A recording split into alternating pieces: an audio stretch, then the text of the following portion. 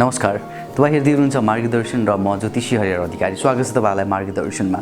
र तपाईँले हामीलाई माया गरिराख्नु भएको छ, सपोर्ट गरिराख्नु भएको छ, हेल्प गरिराख्नु भएको छ। तपाईँहरू सबैजनालाई धेरै धेरै धन्यवाद। ज्योतिषशास्त्रको कुराहरू गर्छु म, वास्तुशास्त्रको कुराहरू गर्छु, अङ्क विज्ञानको कुराहरू पनि म कहिलेकाहीँ गर्छु। र आजको हाम्रो मार्गदर्शनको प्रोग्राममा म तपाईँहरूलाई चाहिँ तिथिको बारेमा केही कुराहरू बताउन गइरहेको छु। तिथिको बारेमा हाम्रो जन्म हरेक तिथिमा हुन्छ। हामीले हाम्रो जन्मदिन तिथिमा किन मनाउँछौँ, तिथिमै किन हामीले हाम्रो जन्मदिन मनाउनु चाहिँ इम्पोर्टेन्ट हो, यो कुराको बारेमा पनि अलिकति डिस्क्राइब गरौँ र डिस्कस गरौँ। धेरै कन्फ्युजनको कुराहरू पनि छ यसमा। र कुन तिथिमा जन्मिँदाखेरि मान्छेहरू कस्तो खालको हुन्छन् भन्ने खालको कुरामा पनि हामी जानकारी गराउँ तपाईँहरूलाई भन्ने आजको मेरो मेन मुख्य उद्देश्य रहेको छ। र यो टपिक एकदमै इम्पोर्टेन्ट एन्ड इन्ट्रेस्टिङ टपिक पनि हो। र तिथि नर्मली तिथिहरूमा हामी कुराकानी गर्नुपर्दाखेरि महत्त्वपूर्ण तिथिहरूमा जाउँ। पहिला त्योभन्दा पनि अगाडि चाहिँ जन्मतिथिमा जाउँ। हेर्नुहोस् के छ भन्दाखेरि हामी जुन तिथिमा जन्मिन्छौँ त्यो जन्मतिथिमा हामी भेजिटेरियन भयो भने हामीलाई राम्रो हुन्छ। यो किन भन्दाखेरि हामीले चाहिँ तिथि अनुसार जन्मदिन किन मनाउनुपर्छ भन्ने कुराको क्वेसन पनि यसमै आउँछ। किन भन्दाखेरि जस्तै कि हामीले गते अनुसार जन्मदिन मनायौँ भने त्यो एक्युरेट नहुन सक्छ। अर्को गते चेन्ज भइदिन सक्छ गते। तर तिथि जहिले पनि एक्युरेट हुन्छ। मानौँ कि तपाईँ दशमी तिथिमा जन्मिनु भयो र दशमी तिथिमा तपाईँ जन्मिनु भयो भने हरेक वर्षको तपाईँ कुन दशमीमा जन्मिनु भयो, शुक्ल पक्षको दशमी तिथिमा जन्मिनु भयो कि कृष्ण पक्षको दशमी तिथिमा जन्मिनु भयो, हैन?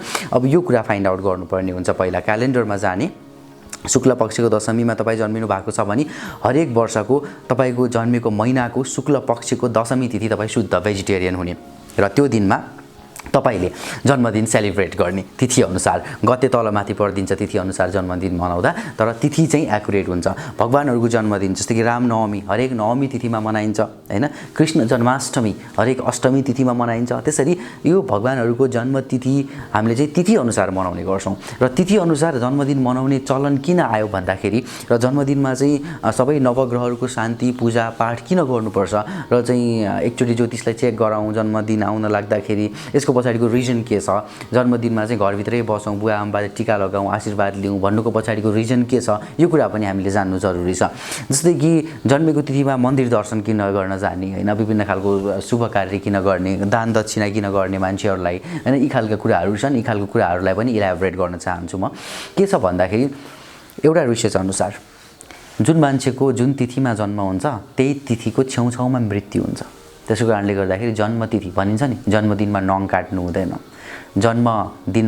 जन्मेकै दिनमा जन्मेको महिनामा विवाह गर्नु हुँदैन, जन्मेको तिथिमा घरमै बस्नुपर्छ, मन्दिर जानुपर्छ, दान दक्षिणा गर्नुपर्छ, घरमा जन्मेको तिथिमा चाहिँ टिका लगाउनुपर्छ, सकारात्मक चिजहरू सुन्नुपर्छ, आशीर्वाद लिनुपर्छ, लामो यात्रा गर्नु हुँदैन, किनकि यो खतरनाक तिथि हो। जन्मतिथिको छेउछाउमै तपाईँहरू महान व्यक्तिहरूको जन्मतिथि र मृत्युतिथि हेर्नुभयो भने सिमिलर छेउछाउकै तिथिमा छ। धेरैजनाको त एउटै तिथिमा जन्म र एउटै तिथिमा मृत्यु पनि छ। त्यसैले जन्मतिथि चाहिँ डेन्जरस हो। त्यसैले त्यो तिथिमा हामी घरमै बस्ने, टिका लगाउने, आशीर्वाद लिने, लामो खालको यात्रा नगर्ने, किनकि त्यति बेला हामीलाई चोटपटक लाग्न सक्छ, नेगेटिभ हुन सक्छ, हामी चाहिँ केही काम गऱ्यौँ भने बिग्रिन सक्छ। त्यसैले जन्मतिथि भनेको एकदमै सेन्सिटिभ तिथि हो। जुन तिथिमा तपाईँ पृथ्वीमा उत्पन्न हुनुभएको छ त्यो तिथि तपाईँको लागि बहुत इम्पोर्टेन्ट छ। एउटा रिसर्चले पत्ता लगाएको कुरा पनि हो। त्यसो कारणले गर्दाखेरि जन्मतिथि अनुसार मनाउने र जन्मतिथिमा शुद्ध हुने, माछा मासु नखाइदिने, धेरै उग्र नभइदिने र आफ्नो कामलाई एकदमै संवेदनशीलताका साथ तपाईँले आफ्नो कामहरूलाई चाहिँ अगाडि बढाउनु पर्ने हुन्छ। यो एउटा कुरा। र अर्को कुरा, म डाइरेक्टली मेरो पोइन्टमा जान्छु आजको। हेर्नुहोस्, एकादशी तिथि भनेको यस्तो तिथि हो, एकादशी तिथिमा माछा मासु खानु हुँदैन भनेर भनिन्छ। 11औं तिथि एकादशी तिथि, हैन? दशमी पछाडि आउँछ एकादशी। एकादशीमा चाहिँ एकादश स्थान भनेर पनि भनिन्छ। कुण्डलीमा एकादश स्थान भनेर भनिन्छ। एकादश स्थानमा चाहिँ धनको आय स्थान हो। ज्योतिषशास्त्र अनुसार, ज्योतिषको कुण्डली अनुसार एकादश स्थान आम्दानीको स्थान हो र एकादशी तिथि हो आम्दानीको तिथि। त्यसैले ज्योतिषशास्त्रको हिसाबले, है, म जे कुरा गरिरहेको छु, म जे कुरा अहिले बोलिरहेको छु ज्योतिषशास्त्रको हिसाबले बोलिरहेको छु, है? मानवशास्त्र, अर्थशास्त्र, हैन? यी शास्त्रहरूको हिसाबले बोलेको छैन। त्यो शास्त्रको हिसाबले चाहिँ जुन दिन पनि अर्निङ गर्न सकिन्छ भन्ने खालको पनि हुन सक्लान्। तर ज्योतिषशास्त्रको हिसाबले एकादशी तिथि यस्तो तिथि हो जुन एकादशी तिथिमा तपाईँ चाहिँ शुद्ध हुनुभयो, भेजिटेरियन हुनुभयो। इन्डियाको हरेक ठाउँमा, धेरै ठाउँमा एकादशी तिथिमा माछा मासुको पसल नै बन्द हुन्छ, माछा मासु नै बेचिँदैन। गुरुबार, बृहस्पतिबार र एकादशी तिथिमा माछा मासु बेचिँदैन, तपाईँले किन्न पाउनु हुँदैन। हामी चाहिँ एउटा बानी के बसाम एकादशी तिथिमा माछा मासु छोड्दिउँ। एकादशी तिथिमा यदि हामीले माछा मासु छोड्दिउँ भने हाम्रो एकादश भाव स्ट्रङ हुन्छ। एकादश भाव यानि कि आय स्थान हाम्रो राम्रो हुन्छ र आय स्थान बलियो हुने बित्तिकै जो मान्छे एकादशी तिथिमा भेजिटेरियन रहन्छ त्यो मान्छेको धन सम्पत्तिमा वृद्धि हुन्छ। नम्बर 1।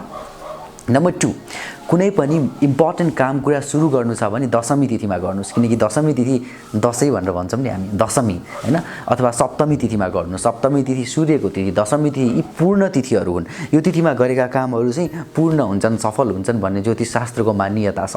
त्यसो कारणले गर्दाखेरि नयाँ काम सुरु गर्नु पर्यो, शुभारम्भ गर्नु पर्यो भने तपाईले दशमी तिथि रोज्नु होला अथवा सप्तमी तिथि रोज्नु होला। यो तिथिमा गरेका कामहरू तपाईको पूर्ण हुन्छन्।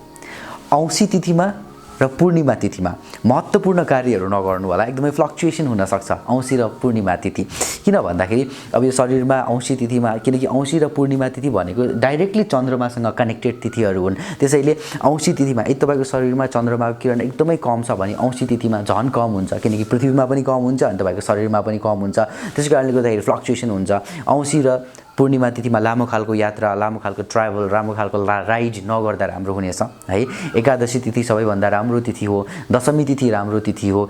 नवमी तिथि चाहिँ तपाईको अष्टमी र नवमी तिथि चाहिँ देवी दुर्गाहरूको तिथि हो। तपाईले कुनै पनि भगवानको मूर्ति ल्याउनुहुन्छ, दुर्गा भगवानको मूर्ति स्थापना गर्न चाहनुहुन्छ, भगवानको मूर्ति स्थापना गर्न चाहनुहुन्छ, स्पेशली देवीहरूको भने तपाईले अष्टमी नवमी तिथिको दिनमा चाहिँ तिथिमा चाहिँ तपाईले ल्याउन सक्नुहुन्छ। स्पेशली नवमी तिथिको बेलामा अथवा अष्टमी तिथिको बेलामा ल्याउन सक्नुहुन्छ। घरमा पूजा पाठका कुराहरू, मूर्तिहरू ल्याउने कुराहरू गर्न सक्नुहुन्छ। दशमी तिथिको बेलामा पनि तपाईले गर्न सक्नुहुन्छ। अष्टमी, नवमी, दशमी यी खालका तिथिहरू चाहिँ यस्ता इम्पोर्टेन्ट तिथिहरू हुन्।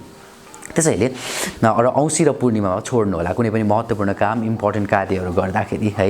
र औँसी एकादशी तिथिमा कुनै पनि बच्चाको एडमिसन गराउनु छ स्कुलमा, एकादशीमा गर्नु होला। आय स्थान, व्यापारको सुरुवात गर्नु छ, व्यापारमा लगानी गर्नु छ, कसैलाई धन सम्पत्ति दिनु छ, एकादशी तिथिमा गर्नु होला। सप्तमी तिथि र दशमी तिथिमा विजय प्राप्तिका कामहरू, जस्तै कि जति पनि खेलाडीहरू हुनुहुन्छ, स्पोर्ट्स पर्सन्सहरू, प्लेइङ गर्नेहरूले चाहिँ आफ्नो कामहरू आफ्नो स्टार्ट चाहिँ दशमी तिथिबाट गर्नु होला अथवा सप्तमी तिथिबाट गर्नु होला। यो गर्नुभयो भने राम्रो हुनेछ है।